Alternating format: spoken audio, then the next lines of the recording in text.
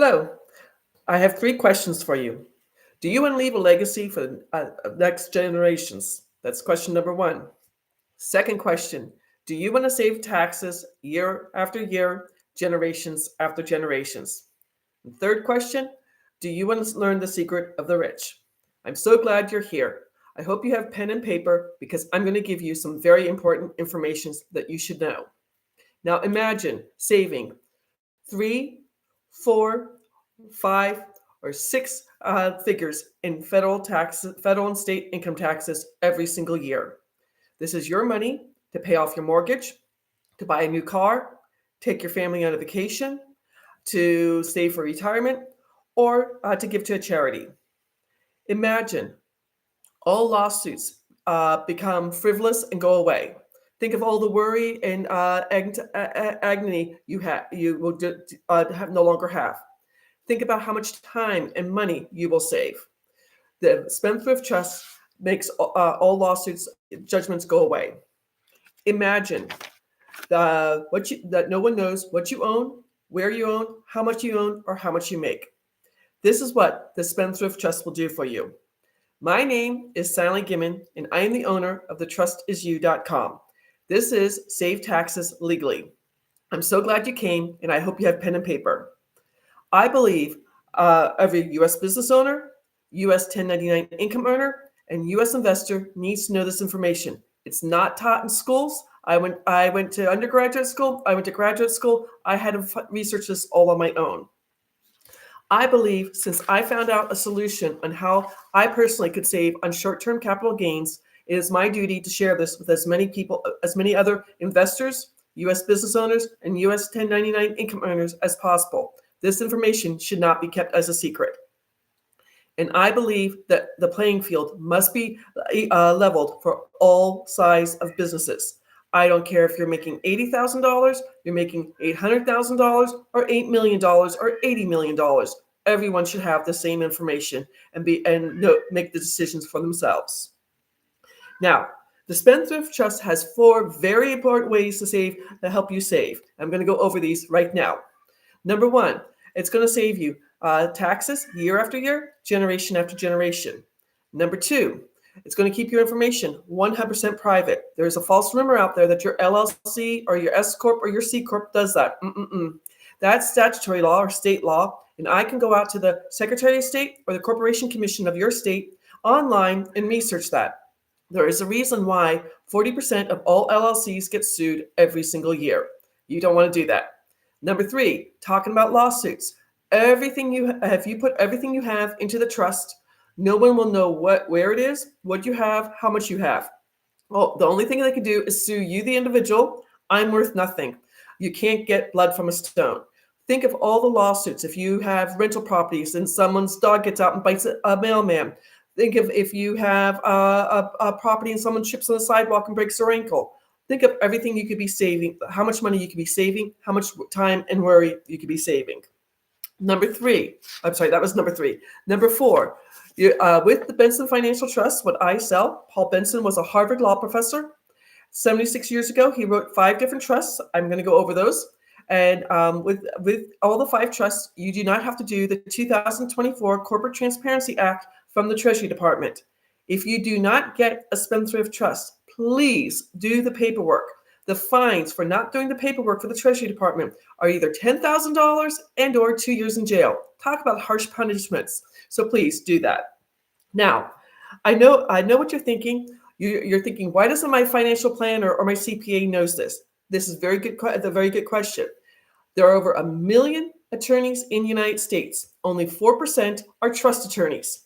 This is in the field of trust attorneys, not everyday attorneys. What is a textbook that trust attorneys study in law school? Please write this down. Is Scott and Asher on Trusts, 5th edition. This textbook has an entire chapter dedicated to the Spendthrift Trust. Everyone should know this. Now, the history of the Spendthrift Trust. So you have this. It comes from England way back when King Henry VIII, yes, that famous king who chopped off his wives' heads, started the Church of England. That I was going to say, I don't know if I have the year for that. 1534. In 1534, King Henry started the Church of England.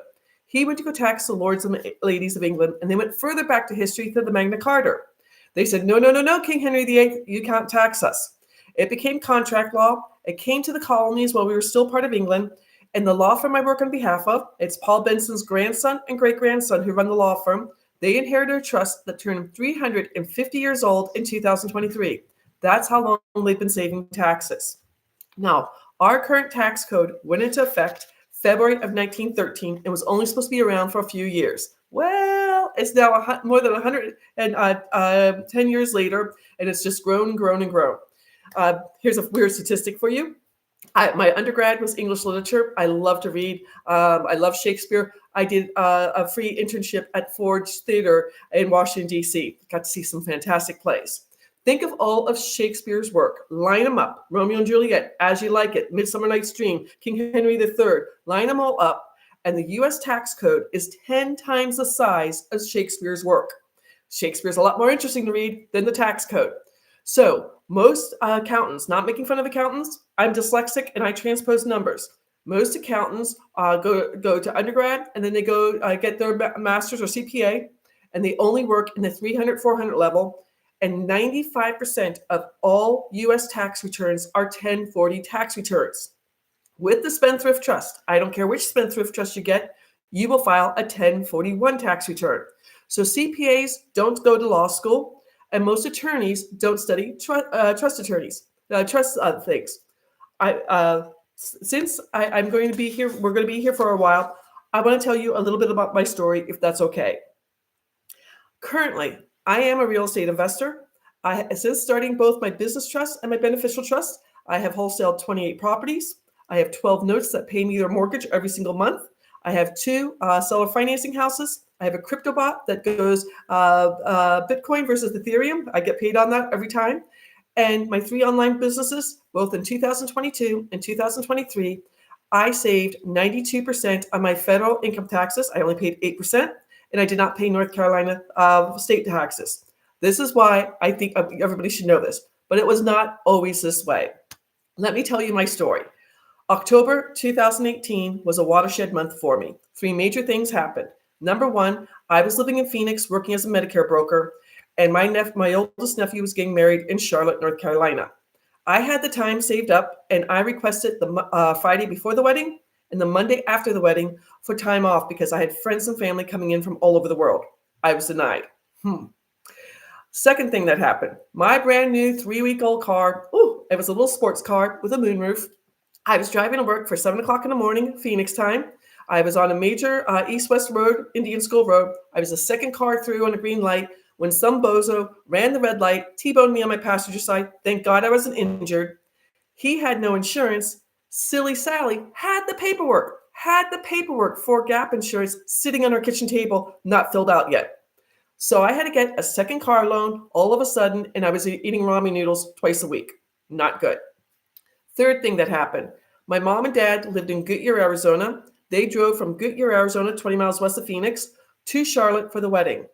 Thursday before the wedding, I got a phone call from my dad saying my mom's in the emergency room. They're not sure what's wrong. It ended up being septic of the blood. She was on a ventilator for 13 months, in a hospital for 15 months. Thank God she got better, but my parents stayed in the Charlotte area for 9 months. So I go off to the wedding, worked until 8 o'clock the night before the wedding, Friday night before the wedding, because it's open enrollment time for Medicare brokers. Drive myself to Sky Harbor Airport. I land. Family tradition. I just had my backpack because I'm going to be there for less than 36 hours. I land. We go to IHOP for breakfast. We go to the hospital to see my mom. And I walked in. The priest was giving my mom last rites. My world stopped moving. Then at 3 o'clock that afternoon, this fabulous wedding with friends and family from all over the world. It was the most surreal weekend ever. I stayed on Sunday for lunch. My sister-in-law makes amazing food. I had to leave the house at 12:30 because my flight back to Phoenix was leaving at 1:45 because I had to be back at work at 6 o'clock a.m. Monday morning because I had East Coast hours. Michigan and Maine were my 2 of my states. So my dad stayed with my mom and my brother in North Carolina. Once a week, I was going out to their house doing the mail. First week of December, there was a letter, 27 pages thick, from Medicare. When I opened it up, it was 27 pages.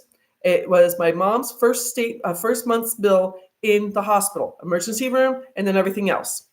Big, bold black letters. It said $72,000. Now, my parents had Medicare. My dad was a retired officer, so they had TRICARE for life. Everything was being paid for my mom. Thank God. She got better. She came home. I had 3 very special weeks with her until she passed away. I'm standing in their kitchen. I have 2 car payments. I have a mortgage. I have student loans because I went to undergraduate school and I went to graduate school. I have credit card debt. I have an $8,000 deductible on my health insurance. That car accident in October, I asked everyone not to call an ambulance because I couldn't afford to pay for an ambulance. Right then and there, on my cell phone, I called my friend Glenn and said, Glenn, you invited me to a real estate meeting back in August. And I told you my life was going to be busy with open enrollment. I need to change my life as of today. He's like, Sally, next Saturday, we're having a Christmas potluck party. Get a $5 gift, and bring some food and meet my fellow real estate investors. I don't know about y'all, but going to a party where you don't know anybody, that's scary. But I did it. It was the best decision of my life. I became a real estate investor in 2029. I'm still working full-time as a Medicare broker, and I wholesaled 7 bank-owned properties nationwide. Woohoo! Sally was a rock star. I also paid off over $184,000 in debt, and I had saved money for capital gains because, hey, I know about capital gains. Well, come April 2020, my CPA called me and asked me for an appointment. That's not good news. I made an appointment 4:30 in the afternoon in Scottsdale to talk to him. What I didn't realize was my tax bracket went from 22% up to 24%. Just so you know, there are 7 different tax brackets in the United States, from 10% to 37%, 7 different layers. The more money you make, the higher your tax bracket. There's 4 ways to file your taxes. You can file single, head of household, married jointly, or married separately. Single is the most expensive way to file, and I'm single. So I go out to my CPA and he says, Sally, I've got some paperwork for you. We're going to set you up on a payment plan. Do you realize you owe the federal government $79,000 in short-term capital gains? What? My stomach dropped to my humongous feet. I wear size 11.5, 12 shoes. My stomach dropped to my feet. I kept it together. I signed the paperwork. I got my parking validated, went down to the parking garage to get my car, and I literally cried for 20 minutes. I had $50,000 in my bank account to pay for capital gains. Where was I going to come up with another $29,000? Yikes. He set me up for a payment plan, but I was going to have to pay interest on that.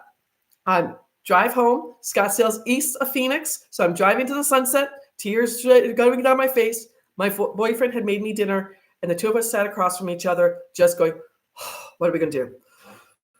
What are we going to do? My solution was to take out a HELOC on my paid-off house. Completely defeats the purpose of having a paid-off house to take out a HELOC to pay the extra money. This is during COVID. I spent 5 months researching the Rockefellers Spendthrift Trust. It is called The Office. I knew about their trust. I wanted to find out as much as I could about it. In September of 2000, I started both my business and my beneficial Spendthrift Trust. Since that time, I have saved taxes. I was the first female mastermind in my real estate group. Yay, Sally. I was teaching people how to save taxes there. And then my Thinking into Results coach, Susan Ma, challenged me to start my own business in March of 2000. So I started thetrustisyou.com. Now, with the trust, let me go over this. There's going to be 5 very important elements about this trust. Everyone needs to know this. It's irrevocable, complex, discretionary, non-grantor, spendthrift trust. All 5 elements are very important. You need to have all 5 elements. Irrevocable goes from generation to generation to generation. The Rockefellers Trust is called The Office. It's 7 generations old and has almost 400 people under the same EIN. Complex. This trust can hold money from day to day, week to week, month to month, year to year, decade to decade, some trusts century to century. 97% of the trusts out there are what my mom and dad had, what Susie Orman talks about, the family trust or the living trust. When the last person passes away, that trust dissolves and everything has to be given out to everyone. Irrevocable, complex, discretionary.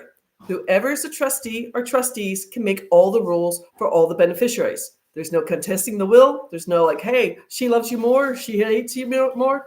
Whatever I decide, that stays that way. Then when the next person takes over as a trustee, they can't change what I've written. Non-grantor. This makes the trust 100% private. When you start the trust, you're going to have someone who's going to sign up to be the settlor or the grantor. They're going to be the trustee for 5 minutes and then sign themselves away. Yes, you'll need their social security number. This is not a speed bump. Either I can do this for you, or somebody else at the law firm does this for you free of charge. And then the fifth element, spendthrift. This has been in front of the United States Supreme Court on 2 separate occasions, and both times the Supreme Court has favored the Spendthrift Trust. This is as legal can be. So let's get into this. There's going to be 5 different trusts. The 2 main trusts I deal with are the business trust, that is for U.S. business owners and 1099 income earners. And you will save at least 90% on your federal income taxes yearly, and in 43 states no longer pay state income taxes. Remember, I saved 92% in 2022 and 2023. To give you an idea, there's my favorite local pizzeria here in the Charlotte area. Husband and wife have 2 locations, make about $15,000 a month gross, $180,000 a year. With the Spendthrift Trust, they are going to save over $34,359 every single year with the trust. So they could use that to pay off their mortgage, buy a new car, take their family on vacation, give to charity. Oh, no. What they did, they opened up a 3rd location in 2024, and they're going to open up a 4th location in 2025. When they retire, they're going to leave 2 pizzerias to 1 child, 2 pizzerias to another child. There'll be no inheritance tax, and the children will save 1099 income too. Talk about leaving a legacy for future generations. Amazing. Some of my other clients, a husband and wife with an auto body shop up in New Jersey, they're going to be saving over $37,380.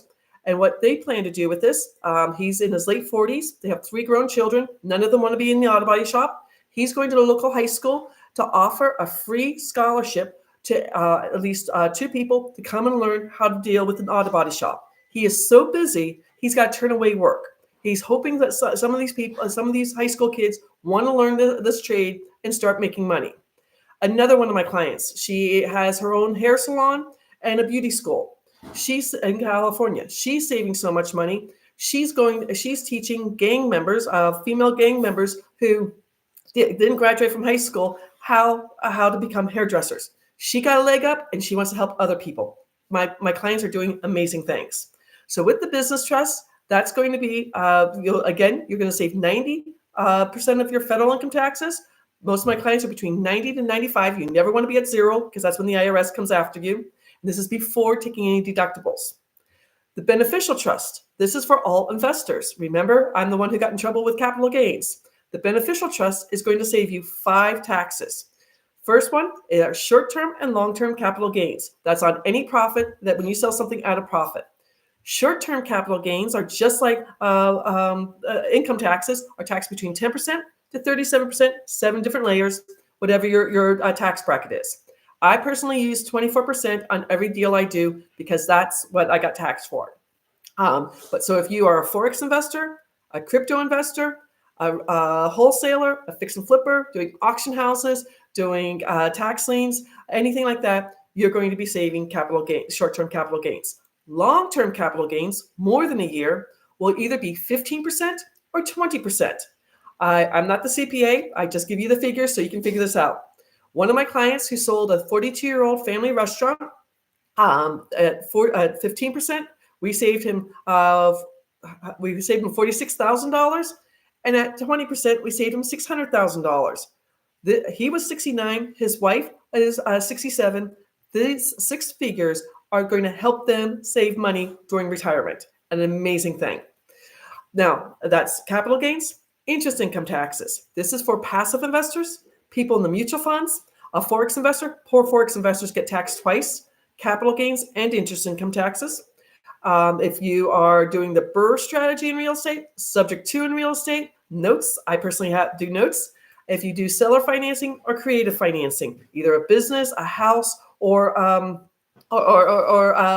anything else. Again, they're going to be taxed between 10% to 37%, 7 different layers. Then you're going to save dividend income taxes. If you're in the stock market, maybe you're a dividend trader, maybe you're a day trader, maybe you're doing commodities, futures trading, options trading, binary options trading, you'll save taxes there too. Again, 10% to 37%. Then rental income taxes. Yes, you can take depreciation. Yes, you could do cost averaging. But remember, the Spendthrift Trust is going to keep your information private, and you'll pay no judgments if you get sued. So again, with rental income taxes, between 10% to 37%, 7 different layers. Do whatever you want to do with depreciation, things like that. I'm not telling you not to do that. And then finally, royalty income taxes. If you're an actor, an actress, a writer, maybe you're in NFT world, NFT music, NFT crypto, NFT artwork, NFT real estate. Maybe you have patents, maybe you have copyrights, maybe you have intellectual property. Royalties are a little bit less, 10% to 35%, 7 different layers. But again, that's what the beneficial trust will save you. Now, there are 3 other trusts. I don't talk about them very much, but I can always have a free 30-minute tax breakthrough session with you on any of this. There's going to be the senior trust for anybody over 65 who is making more than $91,000. This affects your Part B of Medicare. Part A is your hospital stays. Part B are your doctors and your tests. If you make too much money, the federal government is going to make you pay fully for Part B. So that's the senior trust. There's a charitable trust for a 501c3 company. And finally, there's the mineral trust. If you have oil wells, gas rights, shale rights, or coal rights. One of my clients inherited his granddad's horse farm. And on the horse farm, he's got 6 oil wells. We're saving him over $37,000 in taxes on every single year. Amazing thanks. I'm inviting you to a free 30-minute tax breakthrough session with me. It's going to be in the show notes. I also have a free class out there, www.sallygimmon.com. My full name put together, my last name, G-I-M like Mary, O-N like Nancy. That's at the Great Discovery. If you go out there, there's going to be a presentation there with slides. There's going to be 3 articles from Forbes magazine. There's going to be a chart that shows if you're making $80,000 in the United States, I'm going to say 54 states. So there's Washington, D.C., Guam, and Puerto Rico, how much you're going to be saving in taxes with that. You make more than $80,000, you'll save even more with that. My goal is to help as many U.S. business owners, U.S. 1099 income earners, and U.S. investors save as much money as they can in taxes. This is legal. This is in the IRS Tax Code 643B. Thank you for coming and listening to this. I hope you learned something new. If you would like to set up an appointment with me, my schedule is www.thetrustisisyou.com/scheduling. Get on my calendar. We'll have a Zoom meeting and we'll discuss things. I want to help you save as much money as you can in taxes. Take care. Have a beautiful day. Bye-bye.